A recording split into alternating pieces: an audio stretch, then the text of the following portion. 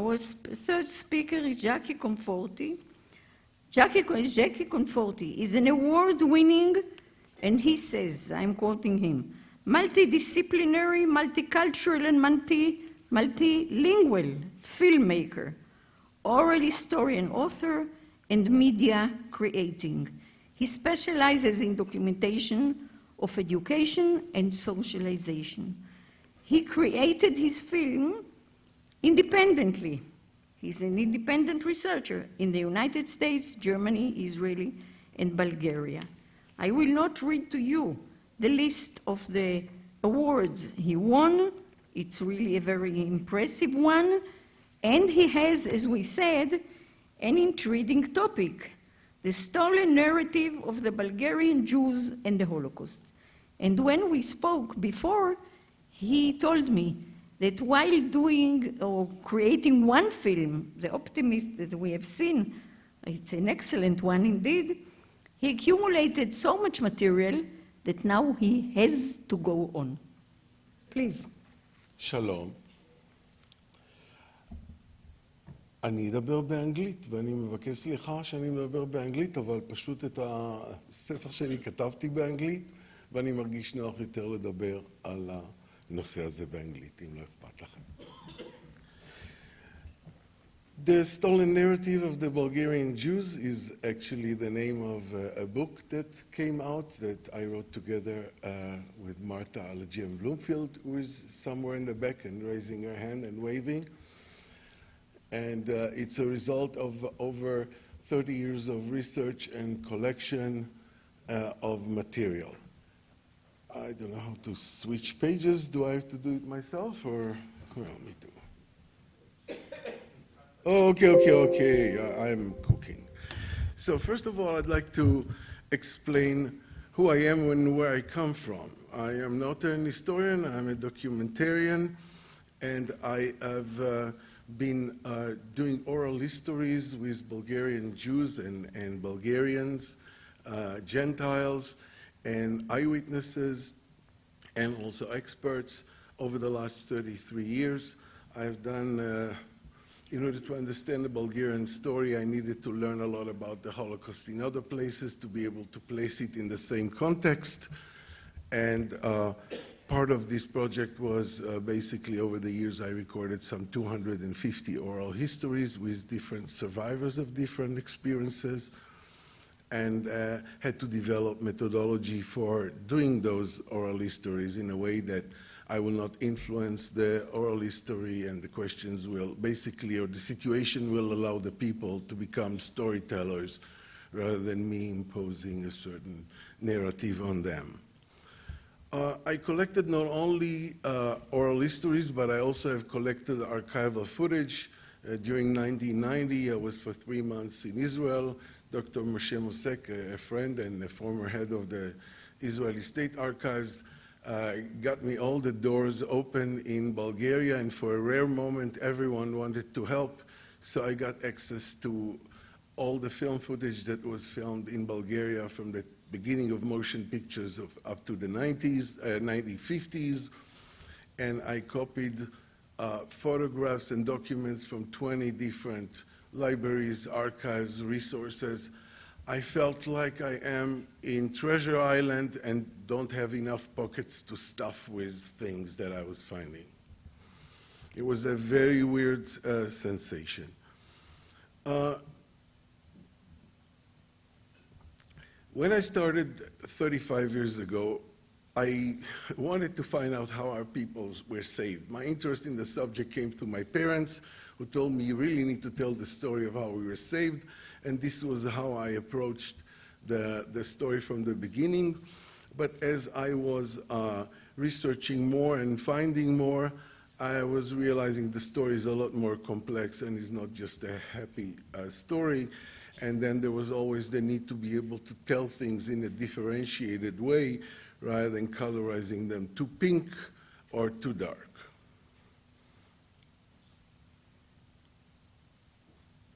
Now, because I am a collector and I visited in many locations where things happened, I somehow developed a certain forensic approach to these all. My thoughts were, if there is a denial of proven facts, what is it that is not proven and what are the hidden elements that we don't know about that people don't deny? So I became always a little more suspicious about how I approach the story. So for about 80 years, the story of the Holocaust in Bulgaria was hijacked and used for political purposes. We know that, forget these things. We know that deception, disinformation, and propaganda is part of the final solution. And in Bulgaria, we could have seen examples of that already in the 30s. You can hear people in oral histories telling us already in the late 30s, don't worry, nothing will happen to you, the king will save you. And the same kind of speech is repeated too many times to be just occasional. It sounds like it's some kind of a attempt to control the mood in Bulgaria.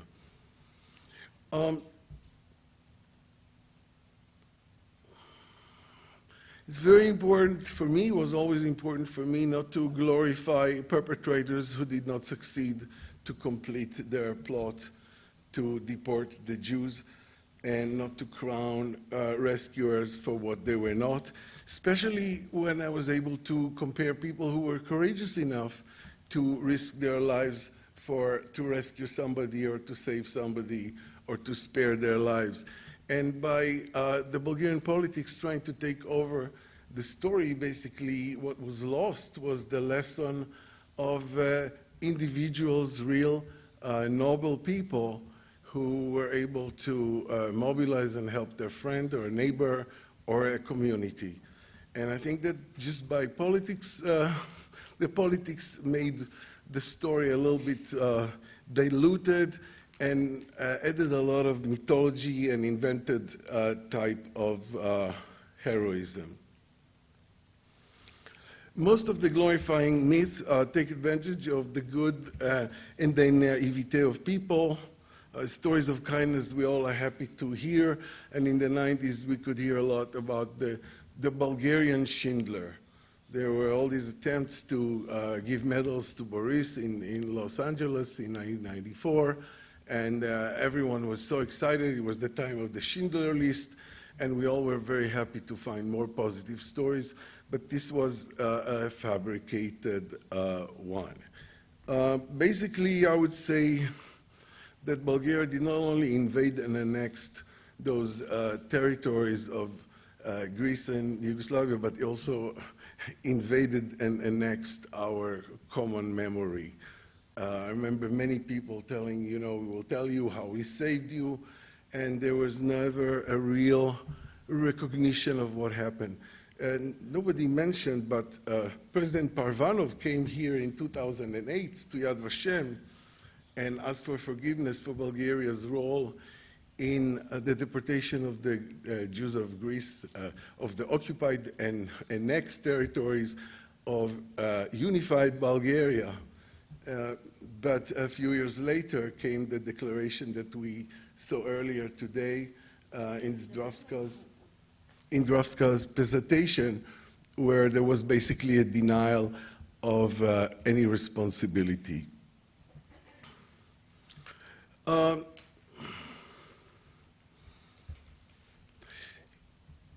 Pretty soon after the war ended in Bulgaria, there was a major concern that Bulgaria is going to lose to Greece some territory in the south, and they were really worried about losing Pirin to Greece and paying as an extra kind of punishment. And so Zaharia Alkalai, who was the Bnei head in Plovdiv, was addressed by Kimon Georgiev, the Bulgarian prime minister, and he asked him to intervene with Jews, Bnei Brit, in the US in behalf of Bulgaria, as Bulgaria was worried that it will have to pay a heavy price for its role during the war. This is where I believe some of the phrases stems from that later have echoed in the Eichmann trial. So Zecharia Alkalai wrote a letter to Henry Monsky, who was involved with from the Jewish side of the Jewish community in deliberation regarding the founding of the UN, and also in advance of the peace treaty in Paris. There was this pressure, and I believe that these phrases came from this time, that there was no Holocaust in Bulgaria, that the deportees were not Bulgarians, that there were more Jews in Bulgaria after the war than before, that not even one Bulgarian Jew died on Bulgarian soil, and all the other myths that we saw here today earlier, that the labor camps were made to protect them, that the deported to the ghetto were sent also for protection, and also the myth about the Jews being more Jews after the war than before the war. And here I'd like to point out a document that is in Rumen Avramov's amazing volume. There is on page, I think, 768, there's a document in which Belev counts the number of the Jews of the country, and it says in 1939 we had 52,000 Jews, then we expelled 4,000 in 1939, then we added 13,000 from those territories, and now we have about 61,500 Jews, and we are planning to deport them in 3 different ways. First, the Jews who are in the Kraini Pokraini, in Zapadny Pokraini, in these annexed territories of former Thrace and Macedonia. The other second deportation was supposed to be the Jews of the big cities, and the third deportation was supposed to be of the Jews in the small cities. So at no time the Jews of these annexed territories were seen as different Jews, except after the war, when there was an attempt to deny that they had anything to do with Bulgaria. All these myths have also somehow have come to the surface during the Eichmann trial, and Hannah Arendt was writing about that. And so the myths were somehow perpetuated, and this is what we knew about it. In Bulgaria, pretty soon, I think I would say in October 1944, there already started the local debate of who saved the Jews, and there were attempts to try and get credit for the Communist Party. And because the story is so big, and because the rescue is so big, of course, it's not meant for a small regular hero. It needs to be either a king or the head of the Communist Party. It cannot just be anything else but an extreme kind of a person. And as Fred Cherry said, the subject of who saved the Jews became a political football.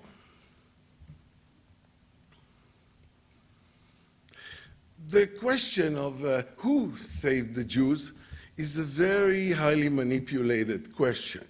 And that was the question that was always present as the question. What's the question about Bulgaria and the Holocaust? Who saved the Jews? This very naive question is hiding multiple deceptions behind it. First of all, that it was a saving and not an escape or hiding or resistance or anything else. That all the Jews were saved. Somehow saving the Jews puts a blanket over all the Jews and makes us forget the Jews from those annexed territories that were deported. It also, in this little question, is who. It means there's one person who could be in charge. And so the assumption is there's one rescuer here. And then that it was a single action of rescue. It happened once, and that's it. All these assumptions that are kind of hiding or manipulations that are hidden behind these questions are not true. They're not true because because it was not all the Jews, because was not an action of one person, because it wasn't a one-time kind of an action of a rescue. And somehow this whole story has evolved this way that, by being and then adding to the story that the king is basically the victim of Hitler because he didn't want to give over the Jews, this somehow created a situation where the victim is the king and not the people that he deported. So by making the king the victim, we are hiding those who were his victims. And then we are just also don't give him any responsibility for the policies of his own government.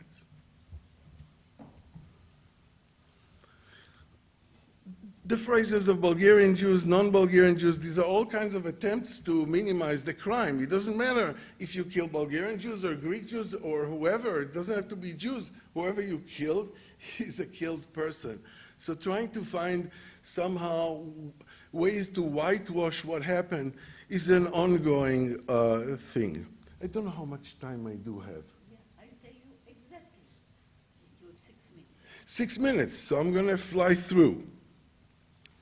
I will not count who did what. I will just say that ultimately, since the 90s came a very strong interest of the Bulgarian king who was in exile to go back to Bulgaria as a king, or he ended up as a prime minister, and that affected this huge campaign of trying to make his father, the king, a rescuer. There was this fancy event in Los Angeles where there was a medal and 750 people have attended the monument that was tried to be erected in Jerusalem. All these things were attempts to build up the king as a rescuer and benefit politically and economically from it. When the king became prime minister, things got even more kind of dicey. And there was this, in the Organization of Security in Europe, at the Organization of Security and Cooperation in Europe, 2003 and 2004, the Jewish foreign minister of Bulgaria, Solomon Pasi, gave the Jewish star to Joschka Fischer, the Jewish foreign minister of Germany. Here, take it back, it's yours. And this Bakalit thing, there's nothing more typical Bulgarian and Holocaust than this one. Forgive me for moving back and forth. I'm a dancer. That is about Pasi. Then we had Parvanov, who came to Yad Vashem and asked for excusing. And then a few years later, there was a retreat of this declaration. But I want to say about how things have escalated in the last 10 years. In the last 10 years, we started hearing expressions about there are Jews that are grateful and there are Jews that are ungrateful Jews. And those ungrateful Jews are anti-Bulgarianists. It's a new terminology. I heard it from very extreme right-wing Bulgarians who lived in Berlin and in Holland. I heard that in different forms of expression, and I must say this form of expression is slowly becoming mainstream, and you just hear it also from more official faces, and that's quite a concern that this type of a toxic terminology has infiltrated. So what I want to say is that the main concern for me is the intimidation, the brutality of the denial and the aggression of this denial, the attempts to take over the terminology of the victim, and then ultimately it is an anti-Semitic it has anti-Semitic nuances, the condemnations of those who are critical. And I want to just quote the last thing from Professor Alvin Rosenfeld, who's the head of the Center for the Study of Contemporary Anti-Semitism in Indiana University. and one of the most highly charged development of our time is the upsurge of anti-Semitism on a global scale. Such hostility has increased significantly since the end of the previous century, and while it takes a variety of forms and poses different challenges in different parts of the world, it is always a threat and needs to be taken seriously, and not only by Jews. It needs to be carefully studied and wherever possible effectively contested and combated. So I don't believe we should condemn research or we should condemn the researchers. Thank you so much.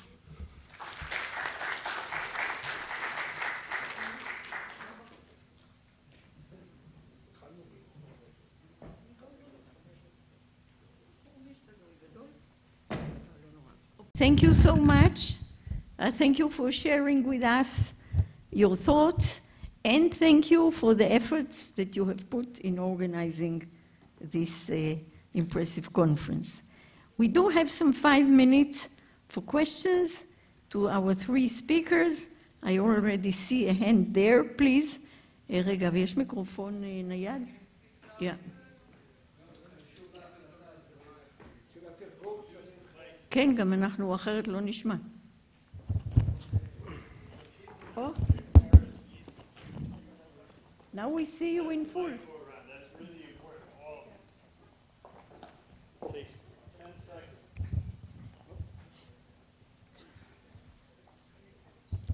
seconds. Thank you. A question to Professor Nagari from Paris.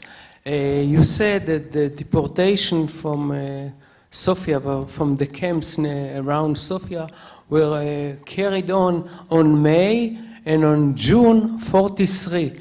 Is there any geographical or sociological difference between the deportation of May and the deportation of June? As a matter of fact, the deportation was announced on May 21. It was decided, and people got to learn that they would have to leave within a matter of 3 days. I gave you data which were collected in a report that covered a period between May 24 and June 7.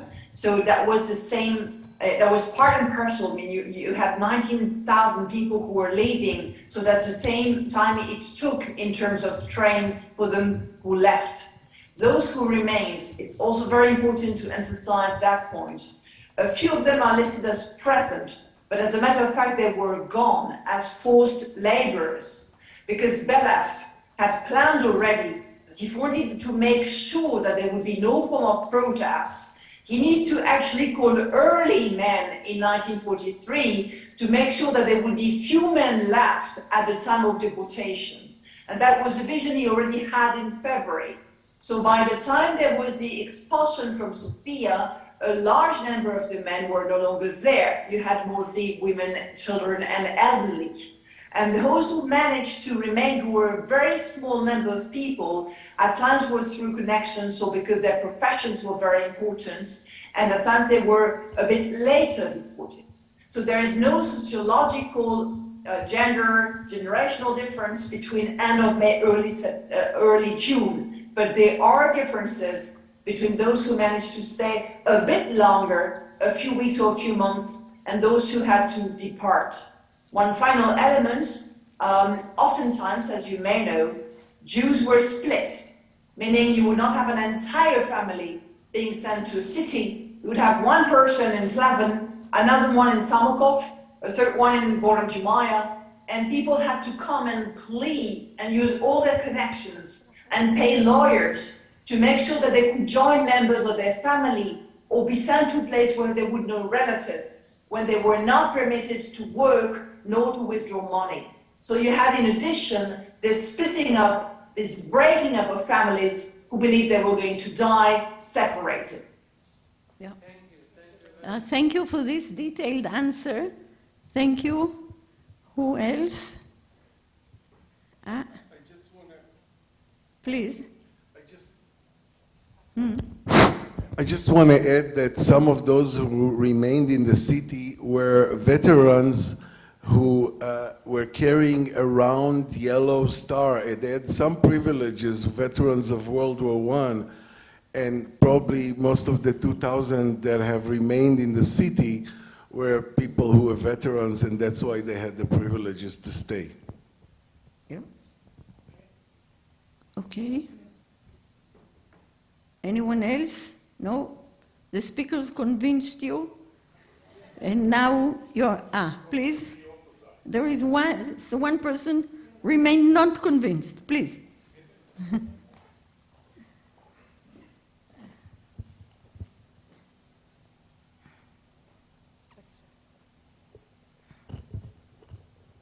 Hello. So I'm from the United States, and one of the things that we're really focusing on over there is democratic backsliding and how we can actually focus on some of these kinds of narratives to fight that and create a better world.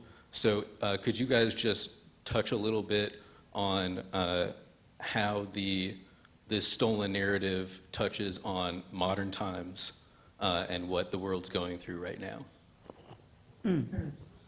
This is a question. Yeah. Another conference. Yeah, this is a question for another conference. This is a question that we call from Avraham Avinu on. I'm afraid that this is not the time to answer it in full, unless we can. You would like to add one sentence? Say one thing. I think education is important.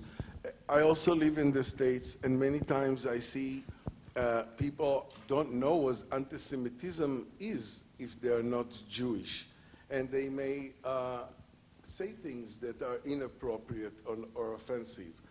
And you find that the problem is ignorance, really, and the need is for education. We were part of a conference about the way how hate crimes are being prosecuted, and anti-Semitism is being prosecuted in Bulgaria, in Germany, in Romania, half a year ago, and Nadeja was also part of this conference. And the problem is that prosecutors don't know what anti-Semitism is, so they don't know how to prosecute, and they cannot differentiate.